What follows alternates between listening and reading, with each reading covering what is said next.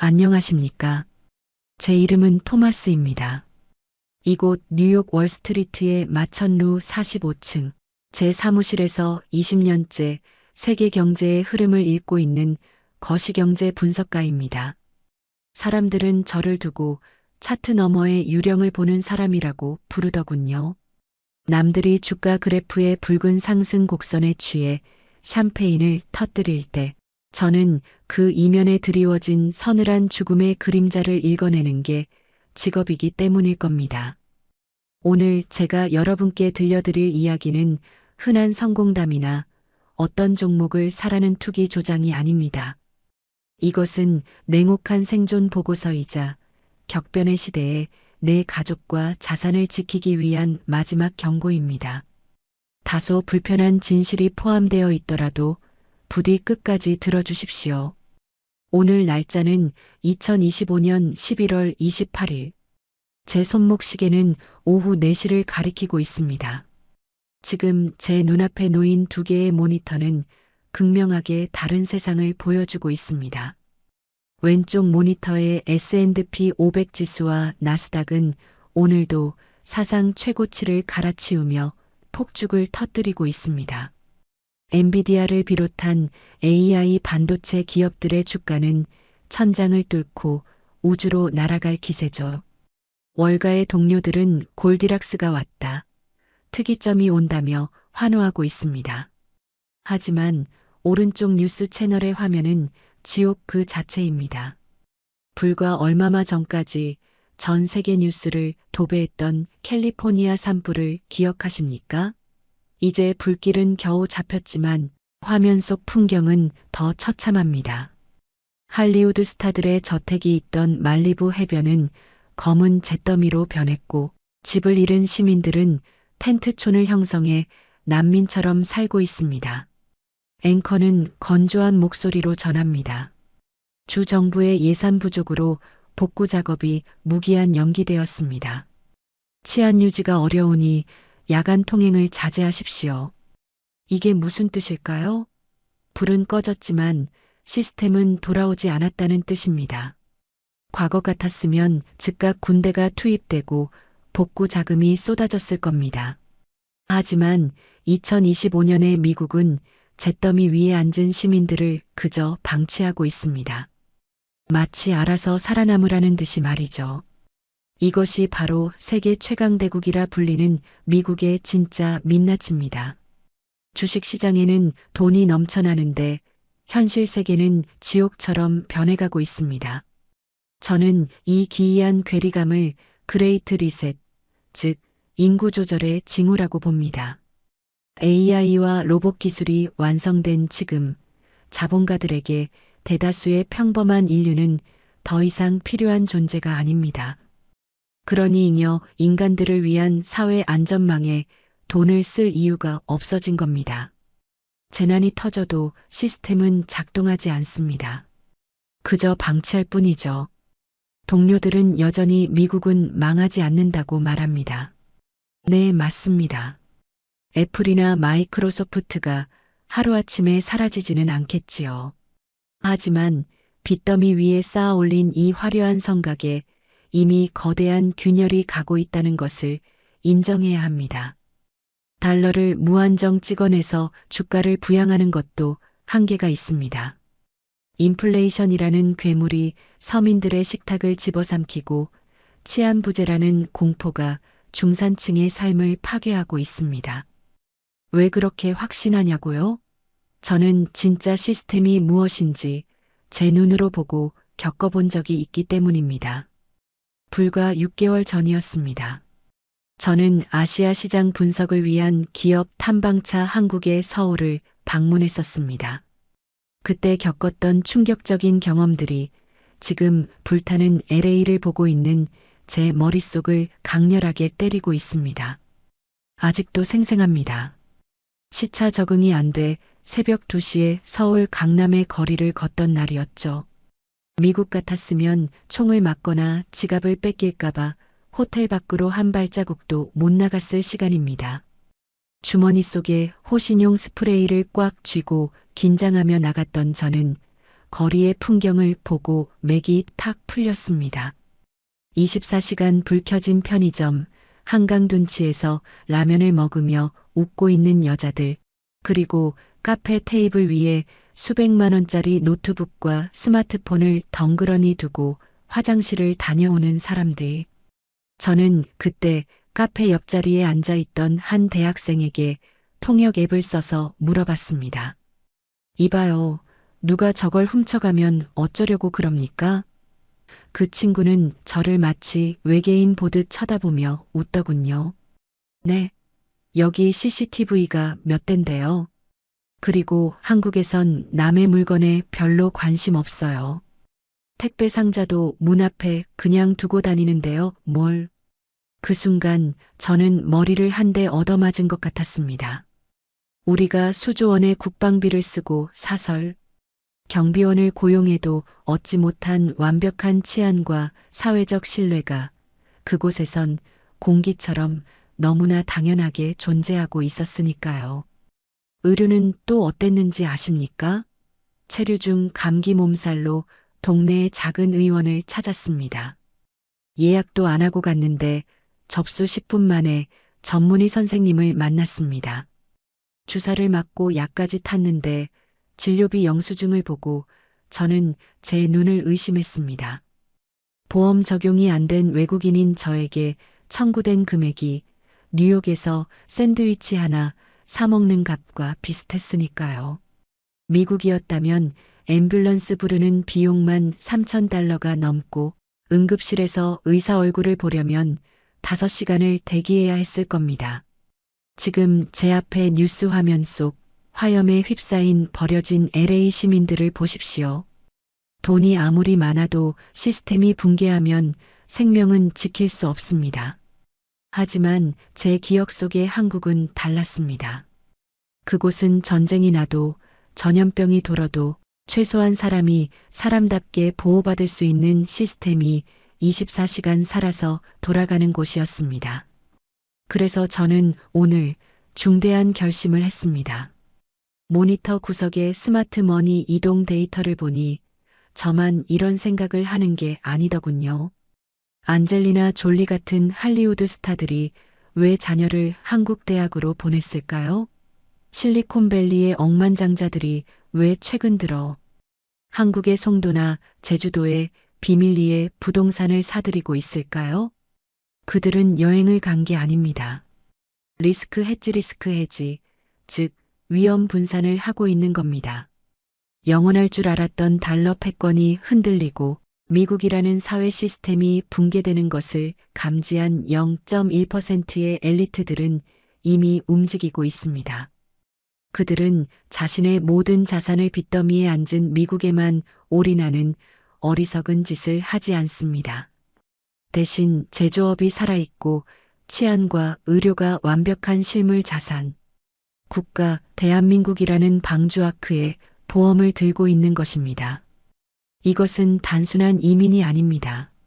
살기 위한 문명사적 대이동, 엑소더스입니다. 똑똑, 노크 소리가 들리는군요. 제 친구 제임스입니다. 전형적인 미국 중산층이자 유능한 펀드 매니저인 이 친구는 아직 모릅니다. 영원할 줄 알았던 달러의 패권에 이미 금이 가고 있다는 사실을요. 로마 제국이 무너질 때 화폐가 가장 먼저 종이장이 되었듯 빚더미 위에 앉은 미국 자산에만 올인하는 건 지금 가장 위험한 도박이라는 걸 말입니다. 오늘 저녁 저는 제임스에게 제가 6개월 전 서울에서 겪었던 그 놀라운 일들을 이야기해 줄 생각입니다. 그리고 제안할 겁니다. 제임스, 짐 싸게. 자네 딸 릴리를 위해서라도 우리가 확인해야 할 곳이 있어.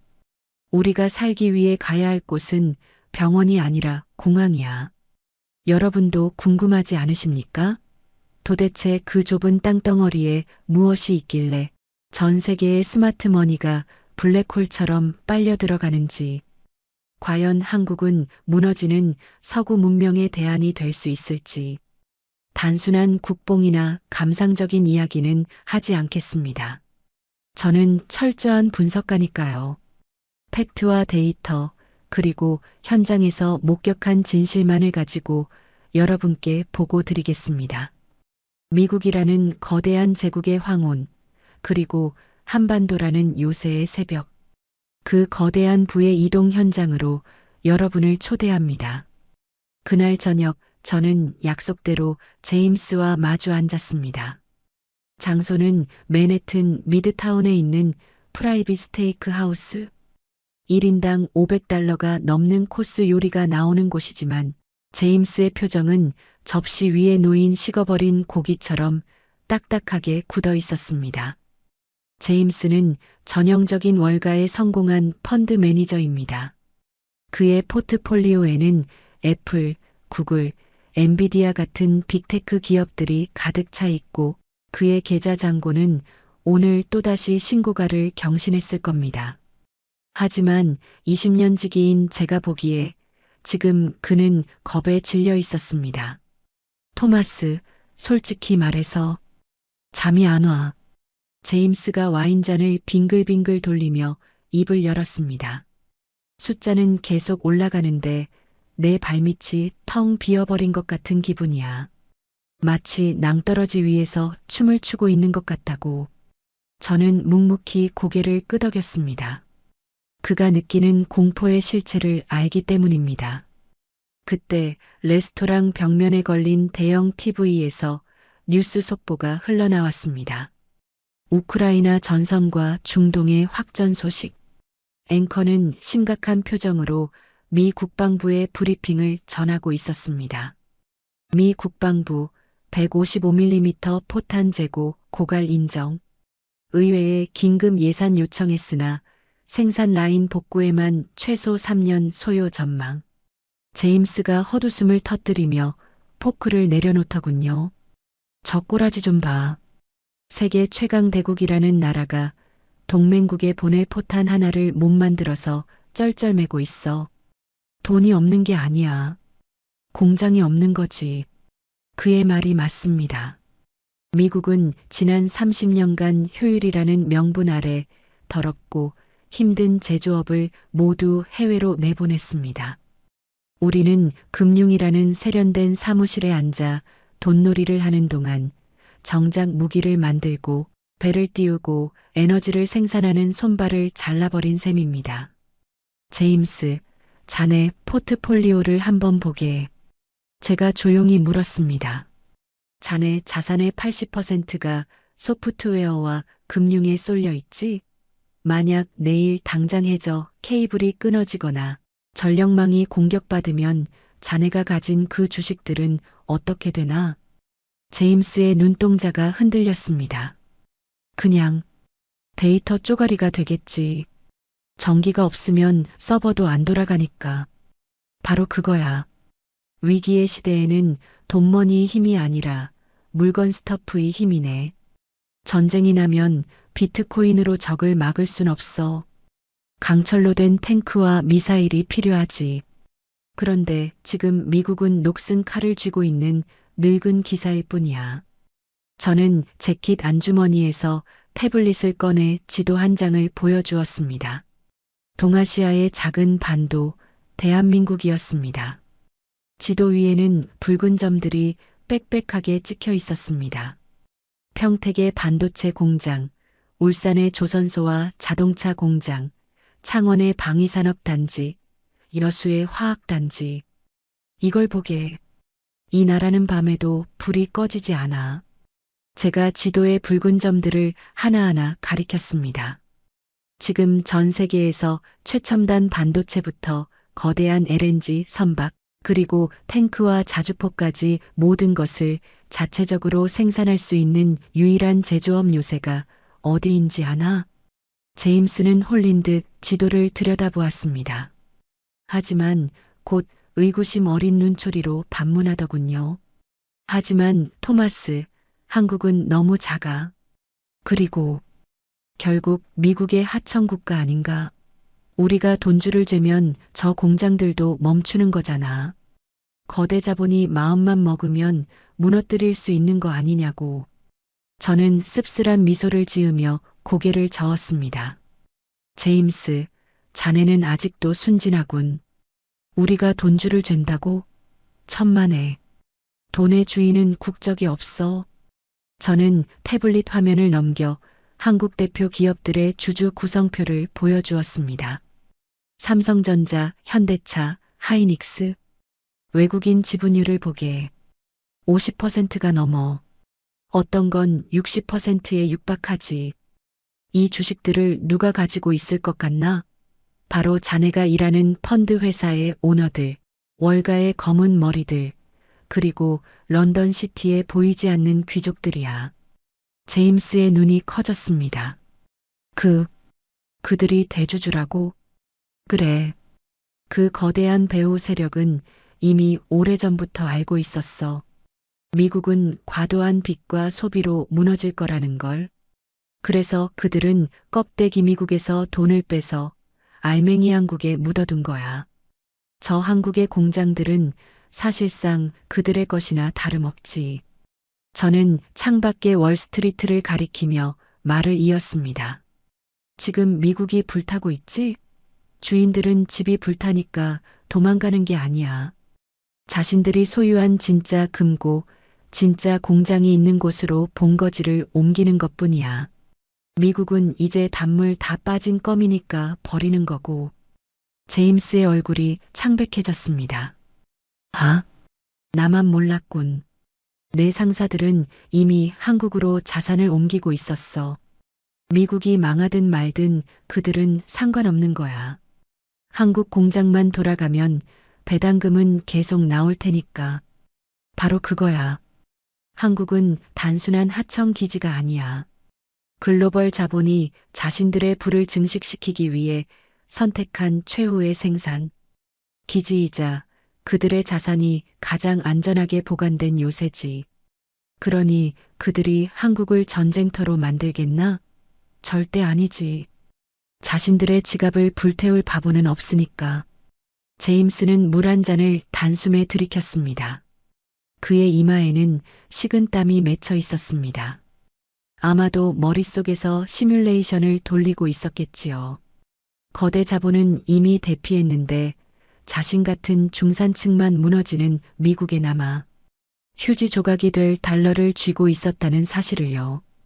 그는 떨리는 손으로 자신의 스마트폰에 뜬 주식 잠고 화면을 껐습니다. 그리고 저를 정면으로 응시하며 물었습니다. 토마스, 솔직히 말해줘. 내가 지금 뭘 해야 하지? 엔비디아를 팔고 한국 주식을 사야 하나? 저는 고개를 저었습니다. 아니, 주식을 사는 건 나중 문제야. 자네가 먼저 확인해야 할 게 있어. 숫자가 아니라 실체를 봐야 해. 저들이 왜 그 좁은 땅을 요새로 만들었는지 자네 눈으로 직접 확인하게. 마침 다음 주에 사라가 서울에서 열리는 포럼에 참석해. 나도 기업 실사를 위해 동행할 예정이고. 제임스는 잠시 망설였습니다. 평생 쌓아온 미국 중심의 세계관이 무너지는 건 고통스러운 일이니까요. 그때 제임스의 주머니에서 진동이 울렸습니다. 아내에게서 온 전화였습니다. 전화를 받은 제임스의 표정이 순식간에 사색이 되었습니다. 뭐, 릴리가. 알았어.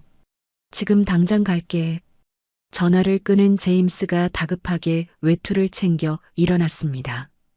미안하네, 토마스. 릴리가 학교에서 쓰러졌대. 고열이 40도라는데. 지금 앰뷸런스를 불렀다는데 아직도 안 왔다는군. 내가 직접 데리고 가야겠어.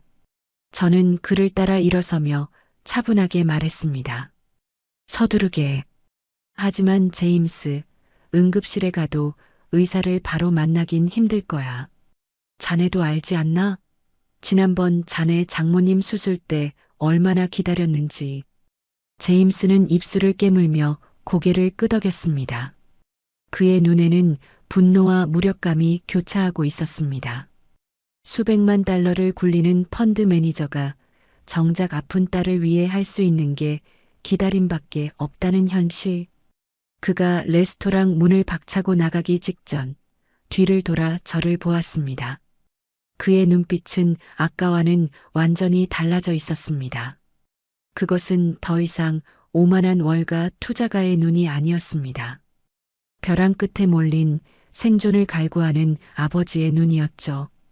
저는 그가 떠난 빈자리를 보며 남은 와인을 비웠습니다. 제임스는 이제 곧 뼈저리게 느끼게 될 겁니다. 돈이 아무리 많아도 시스템이 없는 곳은 지옥이라는 것을요. 그리고 주인들이 왜 그들의 금고를 한국으로 옮겼는지 그 이유를 알게 될 겁니다. 그날 밤 제임스가 스테이크 하우스를 박차고 나간 지 정확히 5시간이 지난 새벽 3시였습니다. 제 휴대폰이 요란하게 울렸습니다. 발신자는 제임스였습니다. 여보세요, 제임스? 릴리는 좀 어떤가? 수화기 너머로 들려오는 제임스의 목소리는 덜덜 떨리고 있었습니다. 평소 냉철하게 수천억 원을 굴리던 펀드 매니저의 목소리가 아니었습니다. 그건 무력감에 빠진 한 아버지의 울음소리에 가까웠습니다. 토마스, 여긴 지옥이야. 그가 있는 곳은 뉴욕에서 시설이 좋기로 유명한 대형 병원 응급실이었습니다. 하지만 제임스의 설명에 따르면 그곳은 병원이 아니라 전쟁터의 난민 수용소와 다를 바 없었습니다. 고열로 펄펄 끓는 릴리를 안고 도착했지만 간호사는 접수 대기만 4시간이라고 했답니다. 내가 돈은 얼마든지 내겠다고 했어. 제발 의사 좀 보게 해달라고 소리쳤지. 그런데 뭐라고 했는지 알아? 의사가 없대. 오늘 밤 당직 의사가 2명뿐인데 총상 환자와 약물 중독자들이 몰려와서 릴리 같은 고열 환자는 순위가 밀린다는 거야. 내 딸이 불덩이처럼 뜨거운데 해열제 하나 못 받고 복도 바닥에 앉아 있어. 저는 침묵할 수밖에 없었습니다. 이것이 바로 우리가 세금과 보험료를 쏟아부으며 믿어왔던 선진국의 실체였습니다. 앰뷸런스 한 번 부르는데 우리 돈으로 400만 원이 넘고 간단한 맹장 수술비가 5천만 원이 넘는 나라. 돈이 있어도 의사를 만날 수 없는 의료 붕괴의 현장. 제임스, 진정하게. 지금 당장 자네 집으로 가겠네. 저는 옆에서 잠자코 듣고 있던 사라를 깨웠습니다. 사라는 제 연인이자 한국 문화와 시스템의 정통한 물리학자입니다. 상황을 들은 사라는 지체 없이 옷을 챙겨 입었습니다. 그녀의 가방에는 지난번 한국 출장 때 챙겨온 상비약들이 들어 있었지요. 우리가 응급실에 도착했을 때 제임스는 땀에 젖은 릴리를 안고 망연자실한 표정으로 앉아 있었습니다. 사라는 익숙한 솜씨로 릴리의 상태를 살피고 한국산 해열 패치를 이마에 붙여주었습니다. 그리고 제임스의 어깨를 잡으며 단호하게 말했습니다. 제임스, 정신 차려요. 여기서 이러고 있을 때가 아니에요. 제임스가 퀭한 눈으로 사라를 쳐다봤습니다. 사라, 내가 뭘 할 수 있겠어? 이 나라 병원이 다 이 모양인데. 내 전 재산을 다 털어도 지금 당장 의사를 불러올 수가 없다고. 사라가 고개를 저었습니다. 아니요, 방법이 있어요. 제임스, 당장 짐 싸요. 우리랑 같이 한국으로 가요. 한국? 제임스는 믿기지 않는다는 표정이었습니다. 아이가 아픈데 비행기를 타라니 상식적으로 이해가 안 갔겠지요. 하지만 사라는 확신에 찬 목소리로 말을 이었습니다. 지난달 제가 서울에 갔을 때 기억나요? 저도 그때 릴리처럼 밤에 갑자기 열이 나고 아팠어요. 외국인이라 보험도 안 되고 예약도 안 한 상태였죠. 그런데 어떻게 됐는지 알아요? 사라는 자신의 휴대폰을 꺼내 당시 진료 기록과 영수증 사진을 보여주었습니다. 밤 10시였는데도 문을 연 병원이 있었어요. 접수하고 진료실 들어가는데 딱 10분 걸렸죠. 의사 선생님은 5분 넘게 제 상태를 꼼꼼히 봐주셨고요. 진료비요? 보험 적용이 안 됐는데도 5만 원, 달러로 치면 40달러도 안 나왔어요. 제임스는 멍하니 사라의 휴대폰 화면을 바라보았습니다. 미국에서는 상상조차 할 수 없는 숫자와 속도였습니다. 그게 가능해? 외국인한테도? 가능한 게 아니라 그게 그 나라의 시스템이에요. 한국은 돈 있는 사람만 사는 곳이 아니에요. 누구든 아프면 즉시 치료받을 수 있는 구조가 짜여 있어요. 제임스, 당신이 릴리를 살리고 싶다면, 그리고 당신이 그토록 불안해하던 미래의 대안을 찾고 싶다면 지금 당장 떠나야 해요. 생명을 대하는 속도가 다른 나라로요. 저는 거들었습니다. 제임스, 마침 다음 주에 사라가 서울에서 열리는 포럼에 참석해. 나도 한국 기업들을 실사하러 갈 예정이었고, 자네도 휴가 내고 같이 가세. 가서 릴리 치료부터 제대로 받고, 자네가 의심하던 그 제조업 요새가 진짜인지 가짜인지 자네 눈으로 직접 확인해봐. 제임스는 잠시 릴리의 붉게 달아오른 얼굴을 내려다보았습니다. 그리고 고개를 들어 응급실의 아비규환을 둘러보았습니다. 고통에 신음하는 사람들, 지쳐서 쓰러진 의료진, 그리고 아무런 희망도 보이지 않는 차가운 복도. 그는 결심한 듯 입술을 깨물었습니다. 그래, 가자. 여기 있다간 우리 딸, 의사 얼굴도 못 보고 잘못될 수도 있겠어. 병원이 아니라 공항으로 가야겠어. 그날 새벽 우리는 짐을 꾸렸습니다. 제임스는 평소 아끼던 골프채나 명품 시계 같은 건 쳐다보지도 않았습니다. 대신 릴리의 여권과 비상금, 그리고 태블릿 PC 하나만 챙겨 넣었지요. 그것은 여행을 떠나는 사람의 짐이 아니었습니다. 무너지는 건물에서 탈출하는 사람, 살기 위해 피난을 떠나는 사람의 짐이었습니다. 공항으로 가는 택시 안에서 저는 창밖을 보았습니다. 화려하게 빛나는 뉴욕의 야경.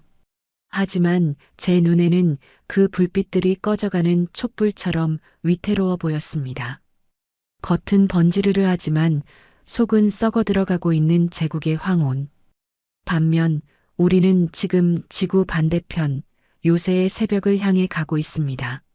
그곳에는 10시간을 기다리지 않아도 의사를 만날 수 있고 밤길을 걸어도 총 맞을 걱정이 없으며 무엇보다 시스템이 사람을 지켜주는 나라가 있습니다. 제임스는 비행기 좌석에 앉아 잠든 릴리의 손을 꼭 잡고 있었습니다. 그의 표정은 뉴욕을 떠날 때의 불안함에서 묘한 기대감과 비장함으로 바뀌어 있었습니다. 그는 이제 확인하게 될 겁니다. 자신이 평생 믿어온 선진국의 기준이 얼마나 초라한 것이었는지, 그리고 진짜 사람이 살만한 세상은 어떤 모습인지 말입니다. 자, 이제 비행기가 이륙합니다.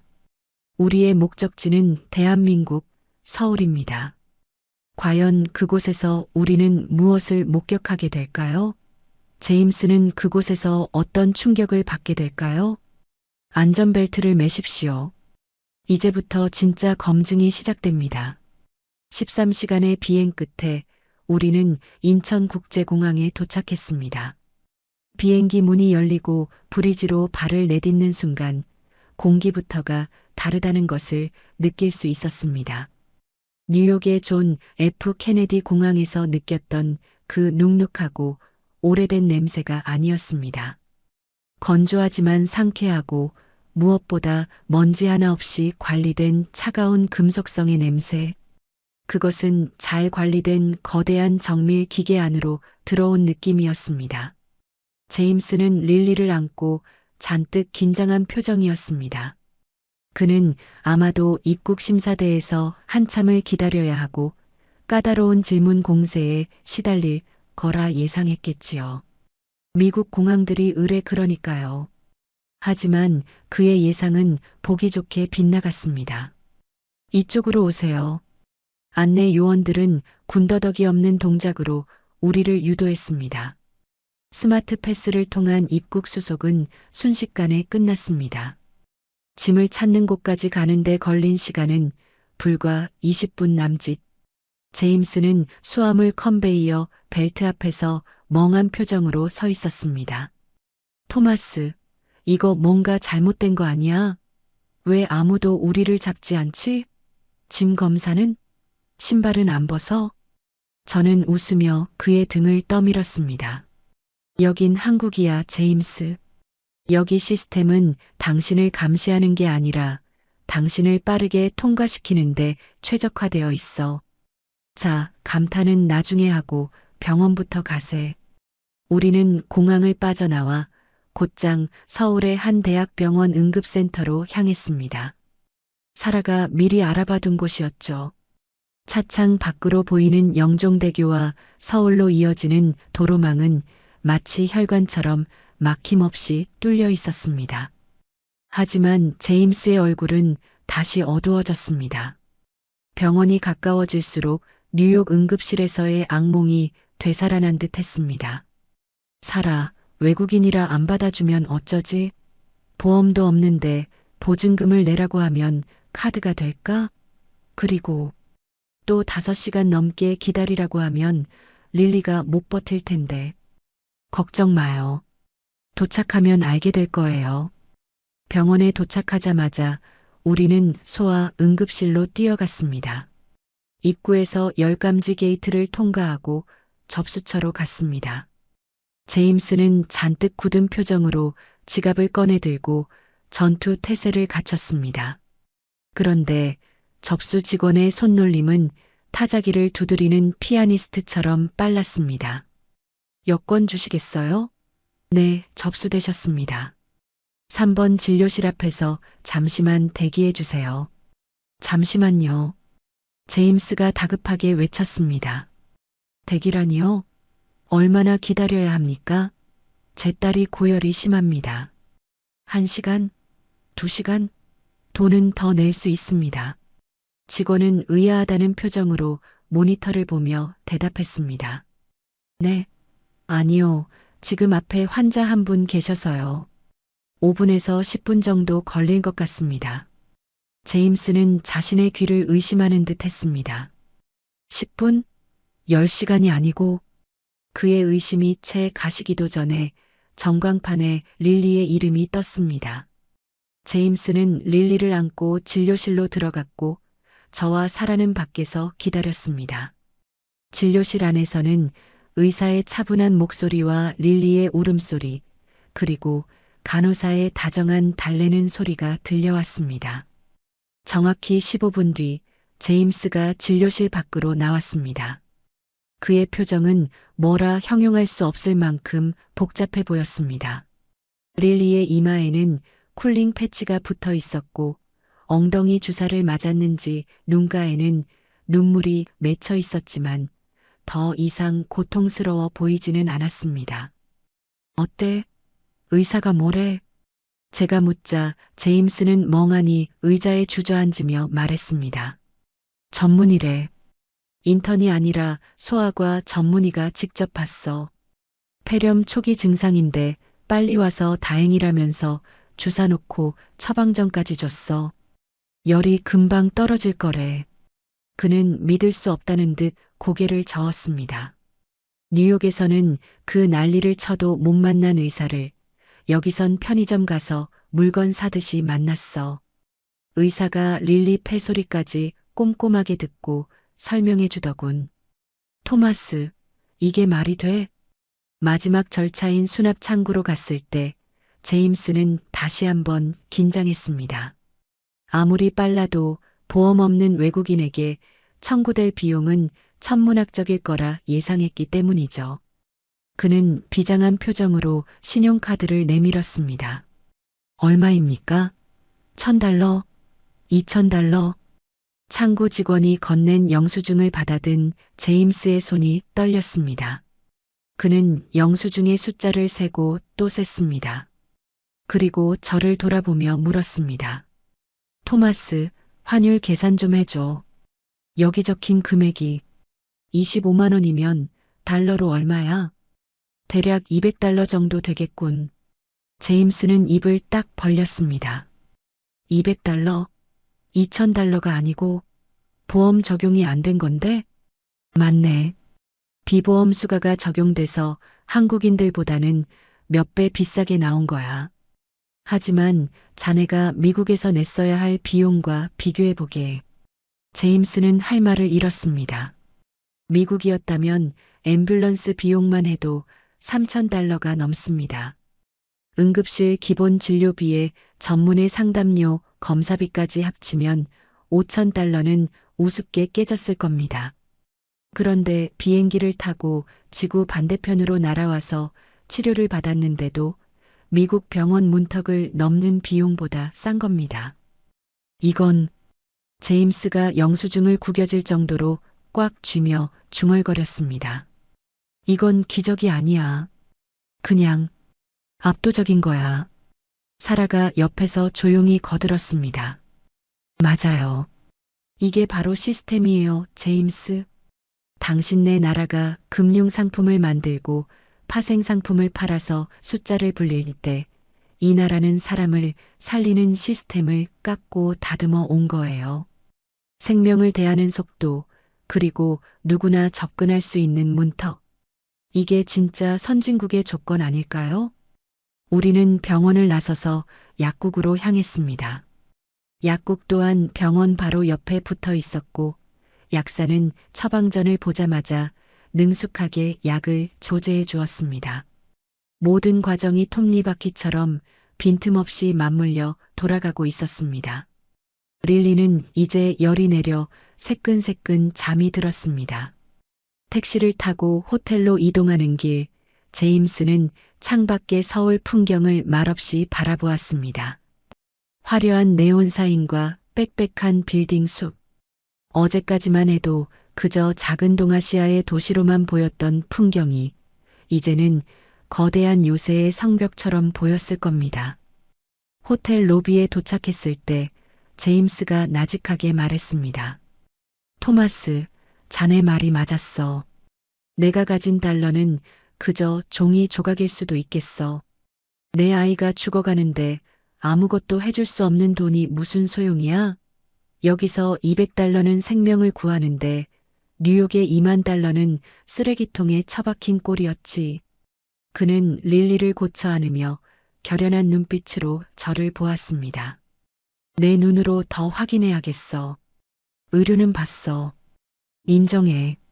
하지만 나머지는 자네가 말한 그 제조업 요새라는 거, 그리고 안전하다는 거.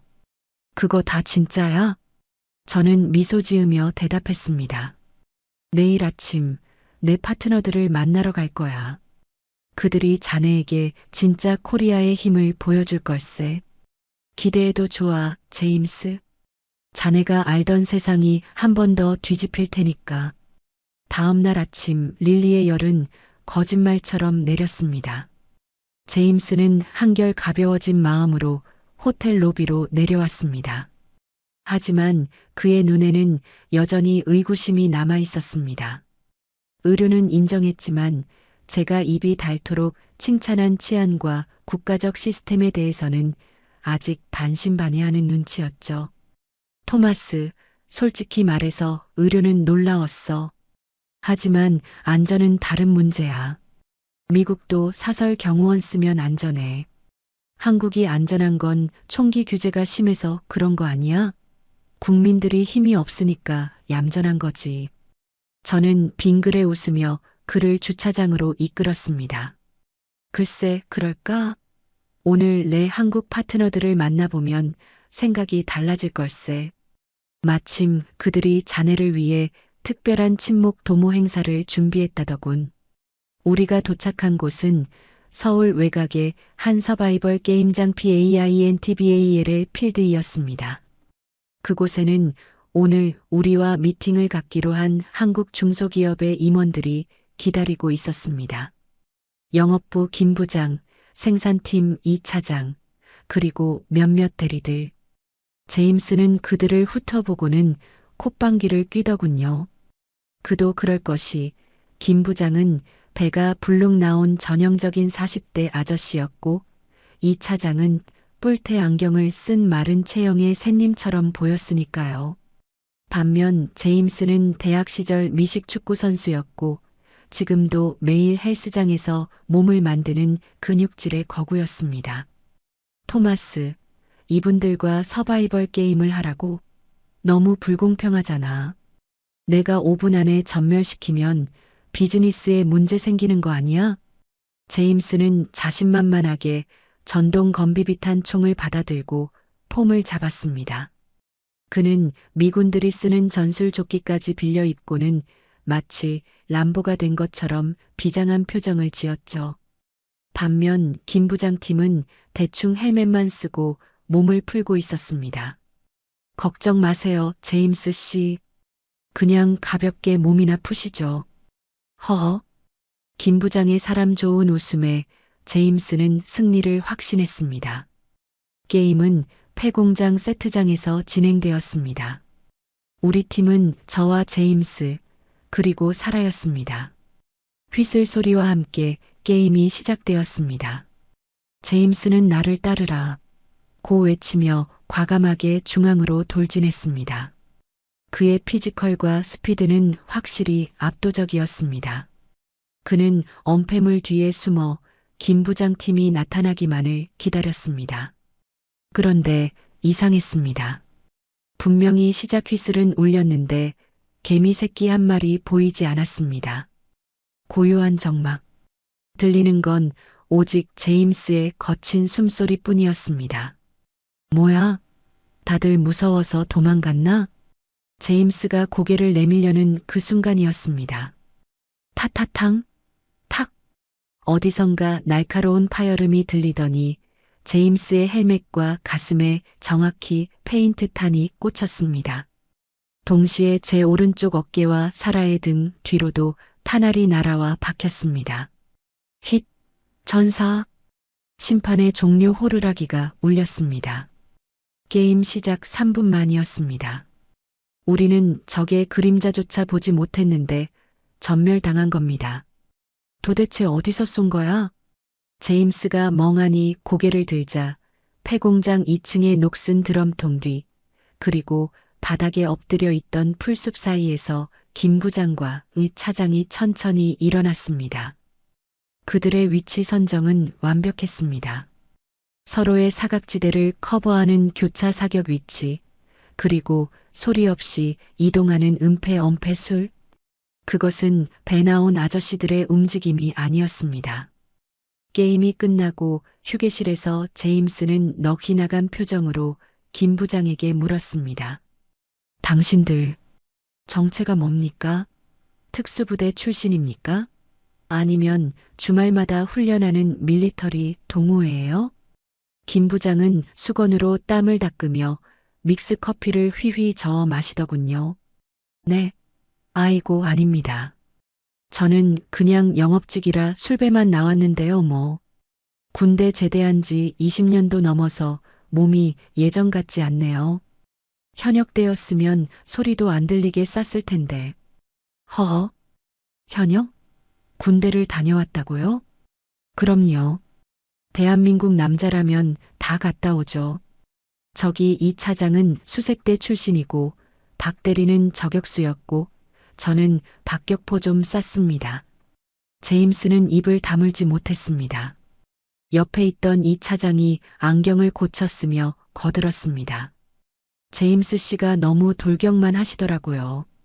한국에선 그렇게 다니면 바로 고문관 소리 듣습니다. 은폐가 생명이죠. 숙소로 돌아오는 차 안, 제임스는 창밖을 보며 말이 없었습니다. 제가 조용히 말을 건넸습니다. 이제 좀 알겠나? 제임스? 토마스? 아까 그 사람들, 진짜 그냥 회사원 맞아? 맞네. 그리고 지금 저 거리를 걸어가는 남자들 보이나? 저는 차창 밖 퇴근길의 인파를 가리켰습니다. 양복을 입은 회사원, 택배를 나르는 기사, 편의점 아르바이트생들. 한국 남자들의 90%는 18개월 이상 정규 군사 훈련을 받은 군필자야. 그들은 총을 분해하고 조립할 줄 알고, 사격할 줄 알고, 수류탄을 던질 줄 알지. 그리고 전역 후에도 매년 예비군 훈련을 받아. 90%가 군인이라고? 그래. 미국은 개인이 총을 소유한 나라라서 위험하지만 한국은 국민이 총을 다룰 줄 아는 나라라서 안전한 거야. 평소에는 저렇게 평범한 아저씨처럼 웃고 있지만 유사시엔 저들 모두가 즉시 500만 명의 정규군으로 변하는 거지. 전 세계에서 이 정도 수준의 상비 공급 예비 전력을 가진 나라는 이스라엘과 한국뿐이야. 제임스는 떨리는 눈으로 거리의 남자들을 다시 보았습니다. 조금 전까지만 해도 그저 왜소하고 얌전해 보였던 동양인 남자들이 이제는 다르게 보이기 시작했을 겁니다. 그래서 치안이 완벽했던 거군. 제임스가 중얼거렸습니다. 누가 누굴 건드려? 편의점 알바생이 특수부대 출신일 수도 있는데 미국처럼 총을 꺼내 들고 설치다간 지나가던 아저씨한테 제압당할 수도 있다는 거잖아. 정답일세. 한국의 치안은 단순히 CCTV나 경찰력 때문이 아니야. 시민들 내면의 잠재된 통제력과 전투력이 서로를 지켜주는 거지. 그들은 힘이 없어서 얌전한 게 아니야. 힘을 쓰는 법을 알기에 함부로 쓰지 않는 절제를 배운 걸세. 진짜 고수는 칼을 숨기는 법이니까. 그날 밤 제임스는 호텔 근처 편의점에 가겠다며 혼자 나갔다 왔습니다. 미국 같았으면 상상도 못할 일이죠. 돌아온 그의 손에는 맥주 4캔과 마른 오징어가 들려 있었습니다. 토마스, 정말 신기해. 골목길에 중학생들이 모여 있었는데 전혀 무섭지가 않더군. 그리고 길거리에서 술 취해 비틀거리는 아저씨를 봤는데 왠지 그 아저씨가 나보다 사격을 잘할 것 같다는 생각이 드니까 오히려 존경심이 들던데. 그는 맥주캔을 따며 씁쓸하게 웃었습니다. 미국은 내가 총을 가지고 있어도 불안했는데 여기선 내가 총이 없어도 안전하다는 느낌이 들어. 이게 진짜 요새라는 거구나. 제임스는 이제 깨닫기 시작했습니다. 한국이라는 나라가 가진 진짜 힘은 반도체 공장이나 화려한 빌딩에 있는 게 아니라 그 시스템을 지탱하는 사람들에게 있다는 것을요. 자, 의료와 치안은 확인했습니다. 하지만 제임스의 검증은 아직 끝나지 않았습니다. 내일은 사라가 그를 데리고 아주 특별한 곳으로 갈 예정입니다. 그곳에서 그는 한국인들이 가진 또 다른 DNA, 서양인들은 절대 이해할 수 없는 광기에 가까운 에너지를 목격하게 될 겁니다. 주말이 되자 사라는 제임스와 저를 데리고 서울의 거대한 스타디움으로 향했습니다. 그날은 세계적인 팝스타의 내한 공연이 있는 날이었습니다. 경기장 입구는 이미 수만 명의 인파로 발 디딜 틈이 없었습니다. 제임스는 티켓을 만지작거리며 불만 섞인 목소리로 물었습니다. 토마스, 여기까지 와서 굳이 팝송을 들어야 해? 이 가수는 뉴욕에서도 얼마든지 볼 수 있잖아. 차라리 경복궁이나 가는 게 낫지 않아? 제가 대답하기도 전에 사라가 웃으며 말했습니다. 제임스, 우리는 가수를 보러 온 게 아니에요. 관객을 보러 온 거죠. 당신이 그토록 궁금해하던 한국 시스템의 마지막 퍼즐, 정신적인 에너지를 확인하러 온 거예요. 우리는 2층 지정석에 자리를 잡았습니다. 잠시 후 조명이 꺼지고 화려한 레이저 쇼와 함께 밴드가 등장했습니다. 첫 곡의 전주가 흐르자마자 제임스는 입을 딱 벌리고 말았습니다. 그것은 제가 살면서 본 가장 기이하고도 아름다운 광경이었습니다. 5만 명의 관객이 마치 약속이라도 한 듯 자리에서 일어났습니다.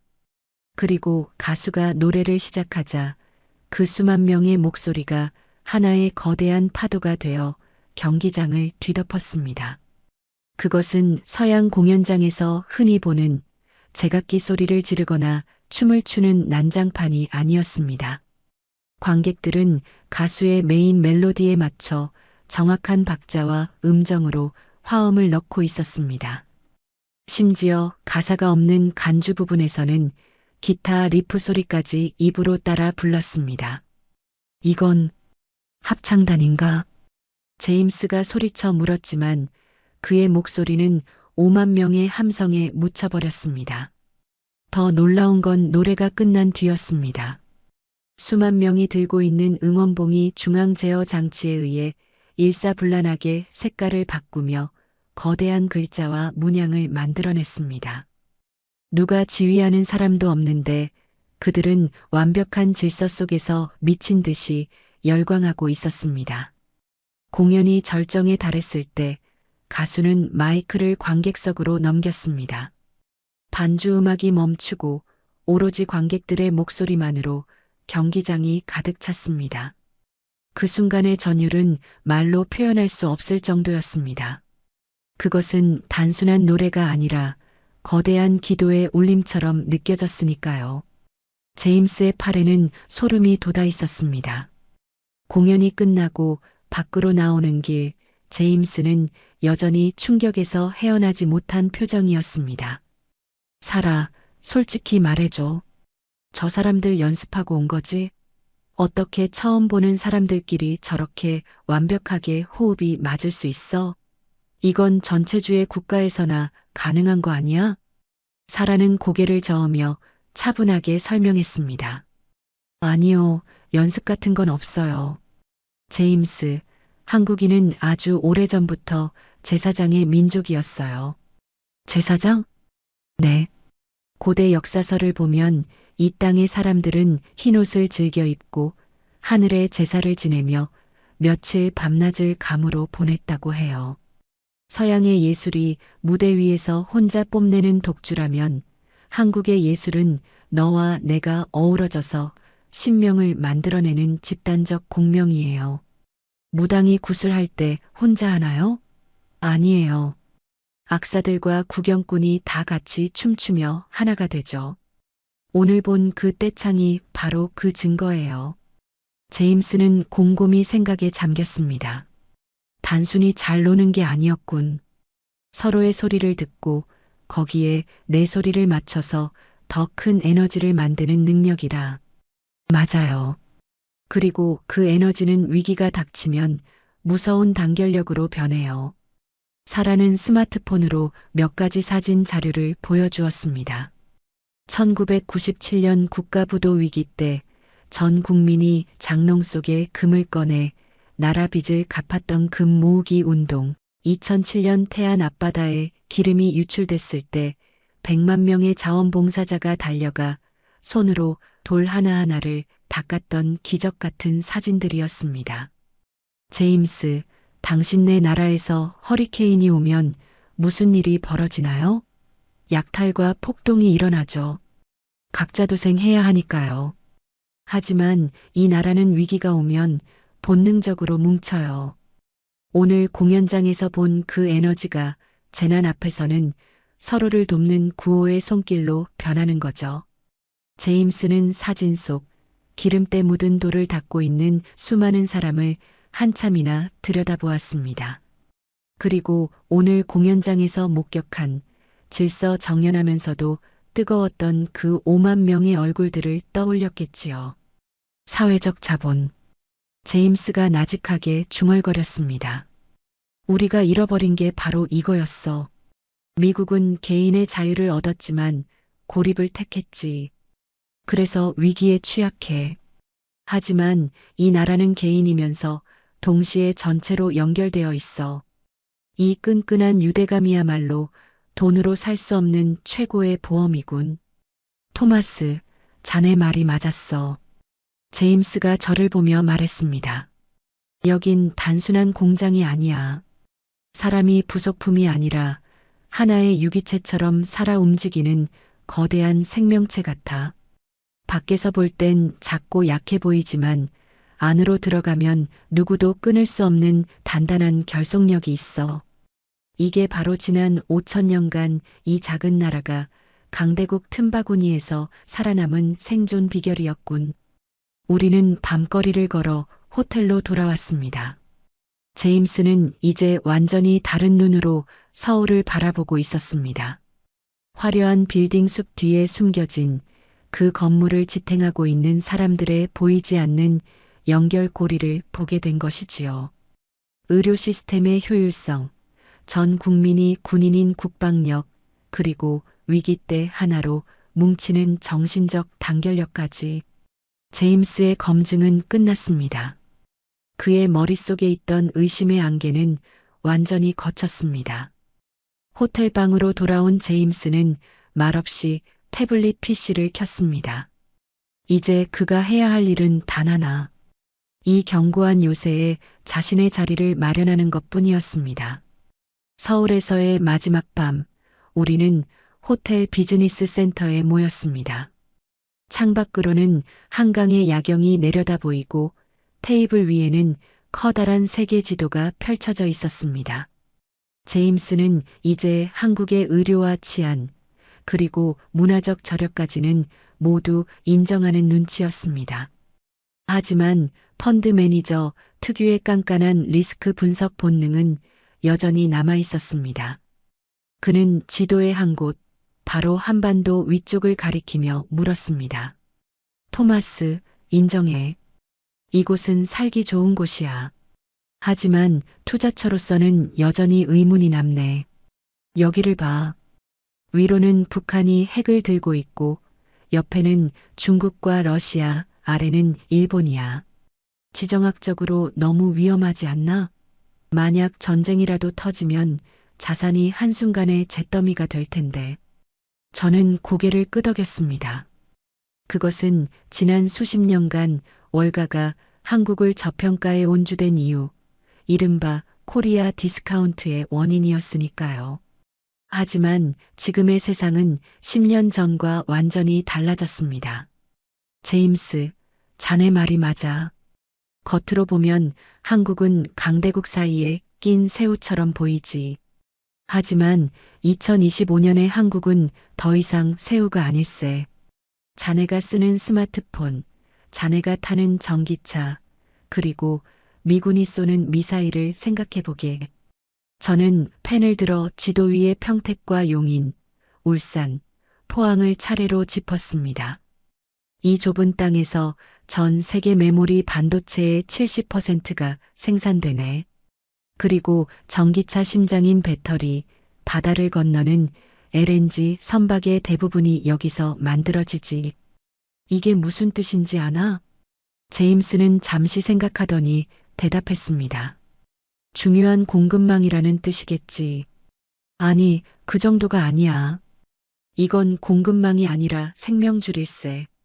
만약 내일 당장 한반도에 전쟁이 나서 삼성과 하이닉스의 공장이 멈춘다고 가정해보제. 무슨 일이 벌어질까? 저는 제임스의 눈을 똑바로 쳐다보며 말을 이었습니다. 당장 실리콘밸리의 구글과 아마존 서버가 멈추네. 애플은 아이폰을 못 만들고 테슬라는 자동차를 못 만들어.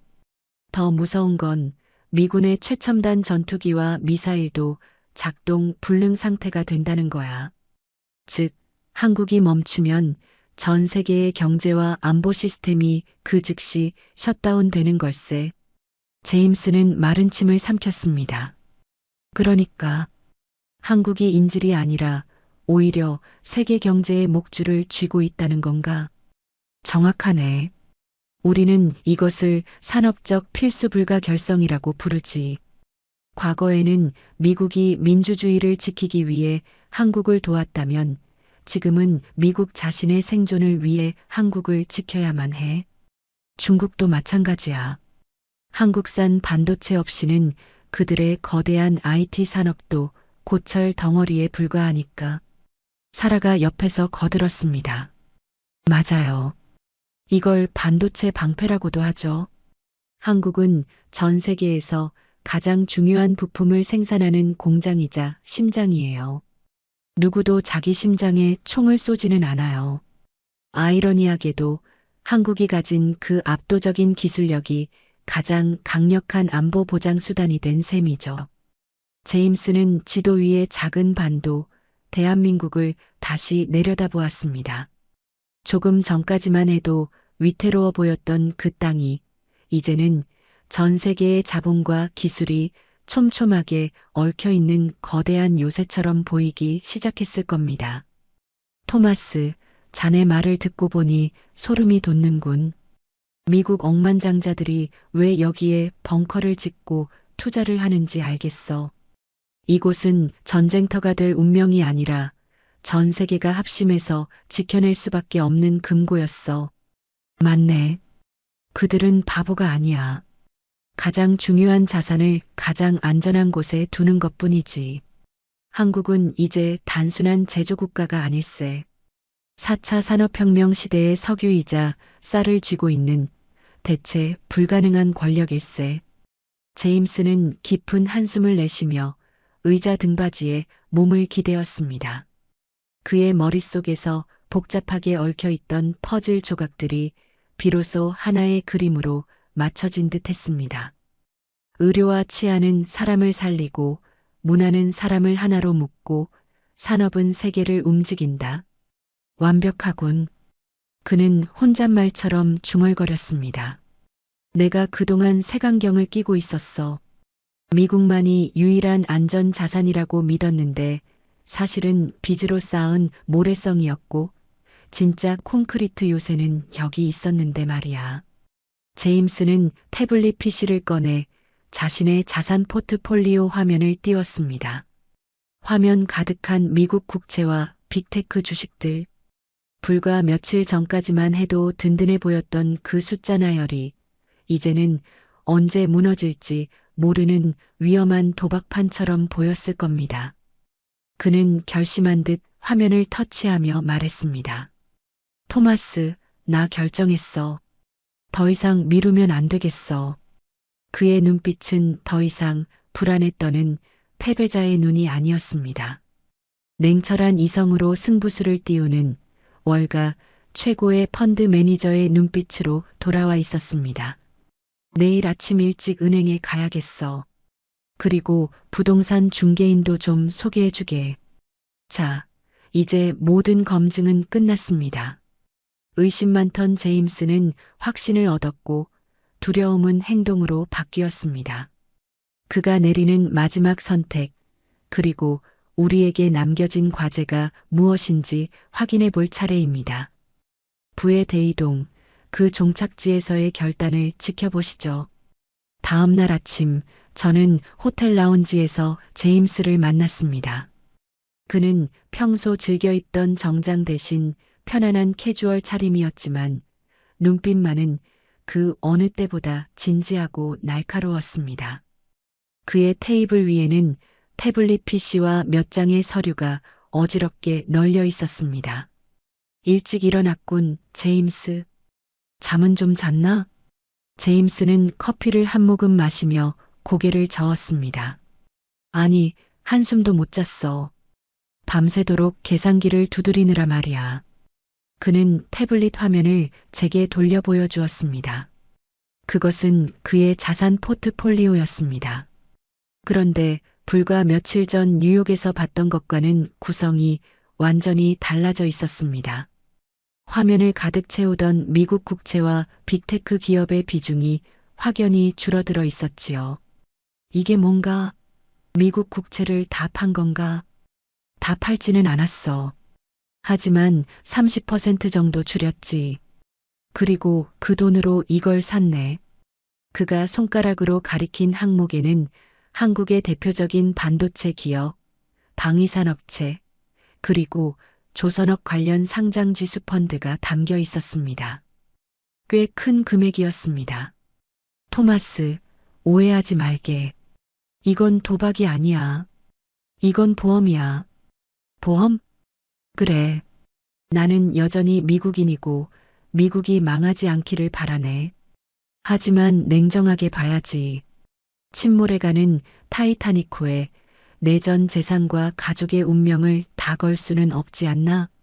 배가 가라앉을 때를 대비해서 가장 튼튼한 구명정에 내 자산의 일부를 옮겨놓는 것.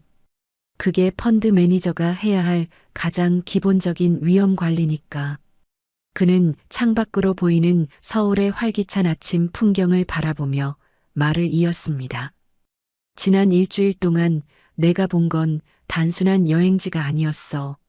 병들면 10분 안에 고쳐주는 의료 시스템, 밤길을 걸어도 안전한 치안, 위기 때 하나로 뭉치는 국민성, 가리고 세계를 움직이는 반도체를 만드는 공장까지. 이 나라는 껍데기가 아니라 알맹이로 꽉 차 있더군. 달러 가치가 흔들릴 때 내 자산을 지켜줄 수 있는 유일한 실물 자산 국가가 바로 여기였어. 제임스는 서류 한 장을 더 꺼냈습니다.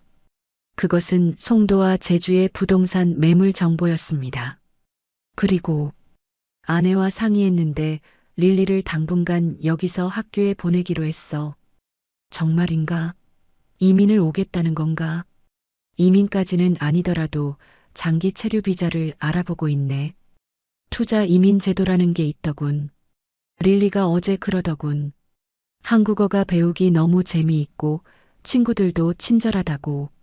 무엇보다 아이가 여기서 안전하게 숨쉬고 뛰어노는 걸 보니 다시 그 불안한 뉴욕으로 데려갈 엄두가 안 나더군요. 저는 미소를 지으며 제임스의 손을 잡았습니다. 현명한 선택일세, 친구. 자네는 지금 단순히 돈을 옮긴 게 아니야. 자네 가족의 미래를 산 걸세. 제임스는 쑥스러운 듯 웃었지만 그 웃음 뒤에는 깊은 안도감이 배어 있었습니다. 고맙네, 토마스. 자네가 아니었으면 난 여전히 불타는 LA 뉴스를 보면서 불안에 떨고 있었겠지. 이제야 발 뻗고 잘 수 있을 것 같아. 방주에 올라탔으니 말이야.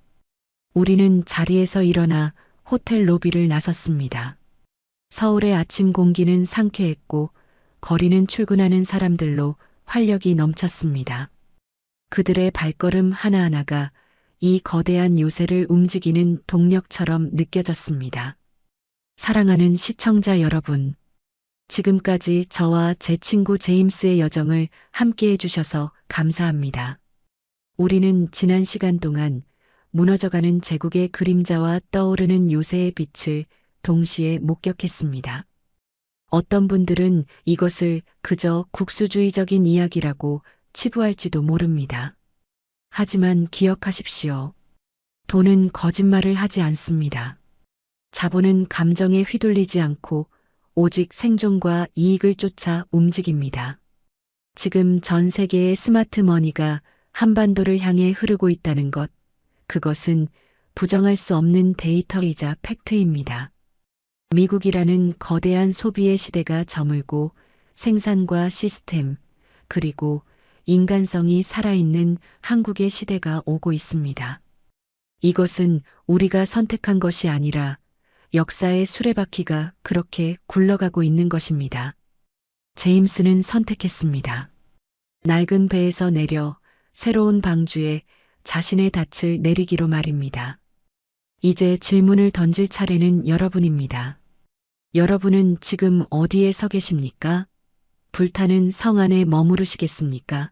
아니면 이 거대한 부의 대이동에 동참하시겠습니까? 흐름을 읽는 자만이 살아남습니다. 그리고 그 흐름의 끝에 바로 대한민국이 있습니다. 지금까지 거시경제 분석가 토마스였습니다. 경청해 주셔서 감사합니다.